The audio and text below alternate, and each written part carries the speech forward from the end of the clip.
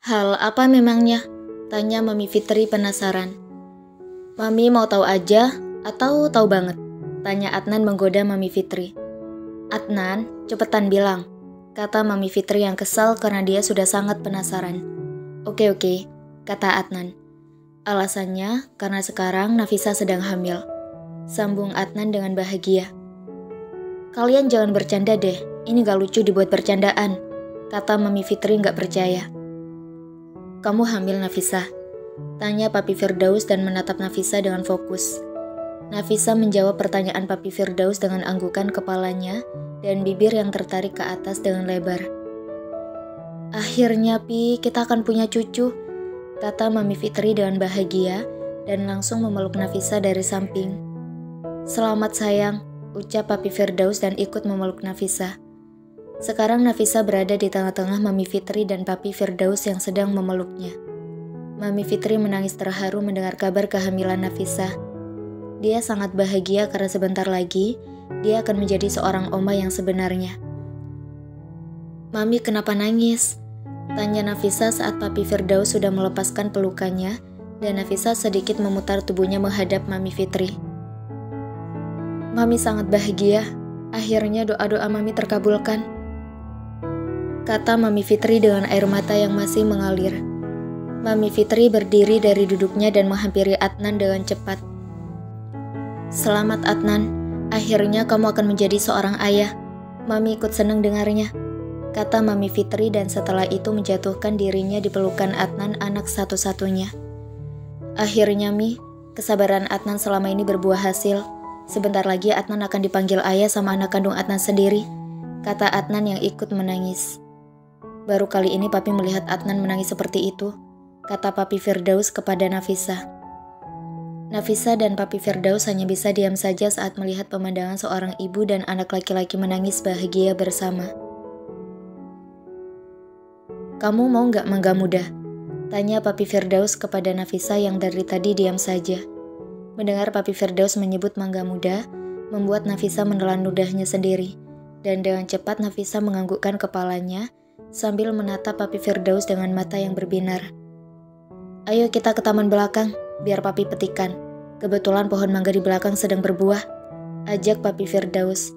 Papi Firdaus dan Nafisa berdiri dari duduk mereka, dan setelah itu Nafisa mengikuti Papi Firdaus dari belakang untuk menuju taman belakang. Mereka meninggalkan ibu dan anak laki-laki yang masih berpelukan. Saat sampai di taman belakang, mata Nafisa berbinar saat melihat pohon mangga yang berbuah lebat. Dan semua buahnya masih muda karena mereka baru berbuah. Kamu tunggu di sini, biar Papi saja yang ambil, kata Papi Firdaus dan Nafisa menganggukkan kepalanya dengan antusias. Papi Firdaus memetik buah mangga yang bisa dia jangkau karena pohon mangganya pun tidak terlalu tinggi, sehingga masih bisa dijangkau yang bagian bawahnya. Papi jangan banyak-banyak, nanti nggak habis, kata Nafisa saat Papi sudah memetik 5 buah mangga muda yang berukuran besar.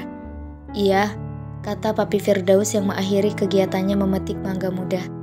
Ayo, kita ke dapur, biar Papi buatkan kamu bumbu rujak, ajak Papi Firdaus. Sini Pi, Nafisa bantu, kata Nafisa mau membantu Papi Firdaus membawa mangga muda. Papi bisa sendiri bawanya, kata Papi Firdaus. Kamu mau makan pakai bumbu kacang atau pakai air gula? Tanya Papi Firdaus. Bumbu kacang, jawab Nafisa. Tapi terserah Papi aja, sambung Nafisa karena dia takut merepotkan Papi Firdaus. Papi buatkan bumbu kacang sesuai keinginan kamu, kata Papi Firdaus, dan mereka berdua mulai melangkahkan kaki kembali masuk ke dalam rumah. Papi bisa buat bumbu kacang? Tanya Nafisa. Tentu saja bisa, soalnya dulu ibu Papi jualan gado-gado, jadi Papi tahu cara-cara membuat bumbu kacang, jawab Papi Firdaus dan Nafisa mengangguk-anggukkan kepalanya. Papi sama Nafisa dari mana? Tiba-tiba saja menghilang, tanya Mami Fitri yang datang bersama dengan Adnan dan seperti sedang mencari keberadaan Papi Firdaus dan Nafisa. Dari taman belakang, petik mangga muda, jawab Papi dan tetap melanjutkan langkah kakinya menuju wastafel karena dia perlu mencuci mangga muda itu terlebih dahulu. Papi, biar Nafisa yang cuci dan kupas mangganya, kata Nafisa. Nafisa ingin melangkahkan kakinya menghampiri Papi, tapi tangannya tiba-tiba saja ditahan oleh Adnan, dan membuat Nafisa menatap Adnan dengan tatapan bingung. "Kamu duduk manis saja di sini, jangan melakukan kegiatan apapun, nanti kamu kecapean," kata Adnan dan mengajak Nafisa menuju meja makan. Adnan menarik kursi meja makan dan meminta Nafisa untuk duduk di kursi itu. Tapi, baru juga Nafisa mau bicara sudah dipotong oleh Adnan. "Gak ada tapi-tapian, kamu duduk manis saja," kata Adnan dengan tegas. "Iya Nafisa, kamu duduk saja di sana, biar Mami yang bantuin Papi," kata Mami Fitri yang mendukung keinginan Adnan, dan setelah itu Mami Fitri melangkahkan kakinya menuju dapur. "Kalau gitu, aku ambil tas aku dulu," kata Nafisa yang ingin berdiri dari duduknya. "Kamu tunggu di sini saja, biar aku yang ambilkan," kata Adnan yang melarang Nafisa untuk pergi. Setelah itu, Adnan pergi ke ruang keluarga untuk mengambil tas Nafisa, dan Nafisa hanya bisa pasrah dengan keadaannya yang sekarang, karena dia tidak bisa melakukan apa-apa selain duduk.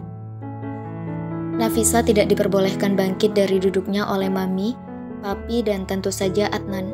Terkecuali Nafisa ingin pergi ke toilet baru boleh bangkit dari duduknya. "Ini, mangga dan bumbu kacangnya," kata Papi Firdaus dan meletakkan sepiring penuh potongan mangga, dan juga mangkok kecil berisi bumbu kacang yang baru saja selesai Papi Firdaus buat. "Makasih Pi," ucap Nafisa dan mulai memakan mangga muda itu dengan menggunakan garpu yang dibawakan oleh Papi Firdaus. "Papi boleh kan ikut makan mangga mudanya?" tanya Papi ke Nafisa. "Boleh Papi, ngapain nanya kayak gitu sama Nafisa? Kan Papi yang buat, pastinya boleh," jawab Nafisa. Biasanya ibu hamil tidak suka membagi makanan mereka. Seperti Mami dulu saat hamil Adnan, sangat sensitif kalau ada yang menyentuh makanannya walaupun cuma sedikit. Beritahu Papi dan duduk di samping kiri Nafisa. "Buat sekarang enggak, tapi enggak tahu ke depannya," kata Nafisa dan kembali memakan sepotong mangga muda yang dicocol dengan bumbu kacang. Papi Firdaus juga ikut memakan mangga muda menggunakan tangannya, karena Papi Firdaus malas untuk mengambil garpu, dan lagian tangan Papi Firdaus bersih. Tidak lama, Adnan datang dengan membawa segelas jus jeruk dan duduk di sebelah kanan Nafisa. Tiba-tiba saja, Nafisa merasa mual, dan langsung pergi ke toilet yang terdekat karena dia sudah tidak tahan lagi untuk mengeluarkan semua makanan yang ada di dalam perutnya. Semua makanan yang ada di perut Nafisa terkeluar dan membuat Nafisa merasa sedikit lemas. Adnan menyusul Nafisa ke toilet dan memijitkan bagian belakang leher Nafisa tanpa ada rasa jijik melihat muntahan Nafisa di kloset. Nafisa menekan tombol air kloset dan setelah itu berdiri dengan perlahan dibantu oleh Adnan menuju wastafel buat membersihkan mulutnya. Setelah itu, Nafisa kembali ke meja makan dengan Adnan yang memeganginya saat berjalan karena takut Nafisa terjatuh. Saat Nafisa sudah duduk kembali di kursinya, dengan cepat Adnan menyingkirkan gelas berisi jus jeruk yang belum dia minum sedikit pun. "Maaf sayang, Mas lupa kalau sekarang kamu gak suka bau jeruk," kata Adnan yang kembali ke meja makan dengan membawakan air putih hangat buat Nafisa. Nafisa meminum air putih itu untuk membersihkan bagian dalam mulutnya yang terasa tidak enak setelah selesai muntah. "Ih, Mas bikin kesel aja. Aku sudah enak-enak makan mangga muda malah datang bawa jus jeruk," kata Nafisa kesal kepada Adnan yang telah mengganggu kegiatan makannya. "Bikin aku gak nafsu makan lagi," sambung Nafisa dengan menyandarkan punggungnya di kepala kursi kayu yang sedang dia duduki. "Maaf sayang, Mas benar-benar lupa," kata Adnan meminta maaf dengan Nafisa yang sedang kesal. "Sekarang kamu mau makan apa? Biar Mas belikan," tanya Adnan dengan lembut dan berusaha membujuk Nafisa. Bukannya menjawab pertanyaan Adnan, tiba-tiba saja air mata Nafisa mengalir keluar dan membuat Adnan tambah panik. "Kamu kenapa nangis?" tanya Adnan bingung dan panik. "Nafisa kesal sama Mas," kata Nafisa yang masih menangis bahkan air matanya tambah deras. "Tanggung jawab kamu, gara-gara kamu Nafisa nangis," kata Papi Firdaus menyalahkan Adnan yang telah membuat Nafisa nangis. "Sudah ya sayang, jangan nangis lagi. Mas benar-benar lupa tadi. Soalnya sebelum kamu hamil, kamu kan sangat suka sama jeruk," kata Adnan dan membawa Nafisa ke dalam pelukannya. Nafisa menangis di dada bidang Adnan dan membuat kaos hitam yang Adnan pakai menjadi basah karena air matanya. "Adnan, kamu apakan menantu Mami sampai nangis gitu?" tanya Mami yang datang dari dapur dengan membawa semangkok besar berisi spaghetti.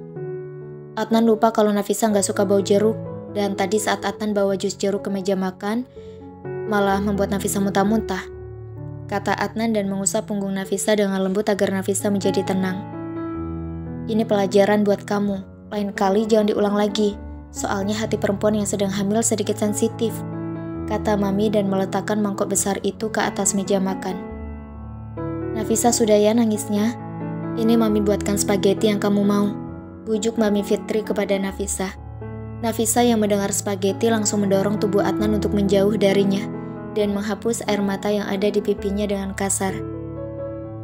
Sana kamu ambilkan piring sama garpu buat istri kamu, perintah Mami Fitri ke Adnan dan dengan cepat Adnan langsung pergi ke dapur sebelum Nafisa kembali kesal.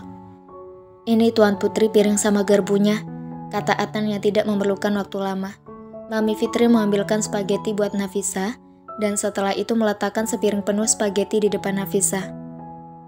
Ambil piring sama garpu lagi sana, buat kita makan spagettinya, perintah Mami ke Adnan setelah selesai menyiapkan spaghetti buat Nafisa. Nafisa membaca doa makan dan setelah itu langsung menyantap spaghetti miliknya. Nafisa tidak lagi memperdulikan di sekitarnya dan fokus memakan spaghetti di hadapannya. Seketika, perasaan kesal Nafisa menghilang dan digantikan dengan perasaan bahagia serta semangat di dalam dirinya. Tidak ada yang berani menegur Nafisa karena takut mood Nafisa kembali berubah dan akan membuat mereka kesusahan. Mood perempuan hamil muda memang sedikit sensitif dan sangat cepat berubahnya karena mengikuti keadaan di janinnya.